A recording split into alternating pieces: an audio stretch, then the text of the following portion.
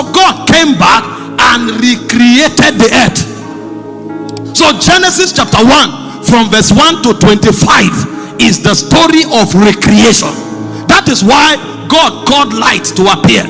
That is why God told the waters of the earth to be separated from the waters of the heaven. That is why every living creature was called out from the ground. Every fish was called out of the water. They were bamboozled because of the judgment that came upon the earth. Now God was recreating the earth. After he had recreated the earth, he needed a new governor.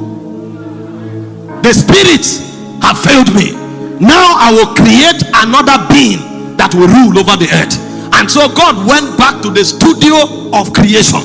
Genesis chapter 1 verse 6 is a location that is not in the universes of God. It's the place where only God dwells. When God wants to have a discussion that no spirit can partake of, there's a place he goes to. You know, Paul was talking to us in 1 Timothy 6:16. He said God dwells in light, unapproachable.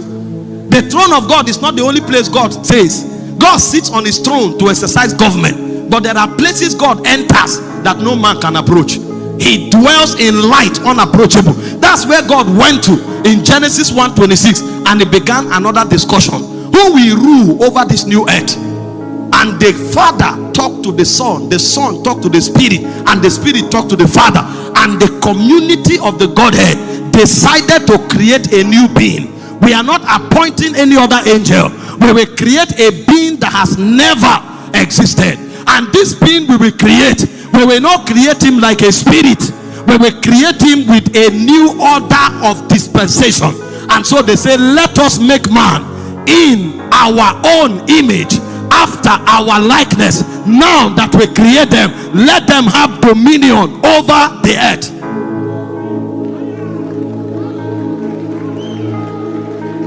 You cannot exercise dominion on the earth except you are like God, because that's the code for dominion. Let us make man in our image, after our likeness. If they possess our image and our likeness, dominion will become natural, so that the man will rule over the earth.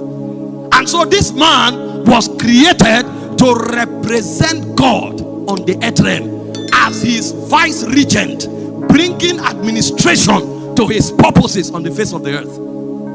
When I read that story, I was humbled at the love God has for man. Because if God created us like the sun, the word in this context now, it would have been glorious. If he created us like the Spirit, it would have been glorious. If he created us like the Father, it would have been glorious. When he wanted to create us, he combined the dimension of the Word, the dimension of the Spirit, and the dimension of the Father together, and he created us to look like the Father, the Son, and the Spirit. So when you look at a man functioning in glory, you will see the totality of God expressed through him. But the challenge of this man was ignorance. He didn't know who he was. He didn't know the excellency that God put on his life. And so this fallen prince that was judged, that didn't have authority over the earth, sneaked into the garden and began to give him counsel, teaching him the way of rebellion. And unfortunately, this man gave access to this demon, this entity that had been judged, and he rebelled against God. And from that time, iniquity entered the new earth. The young earth that was just created also became like the earth that was destroyed.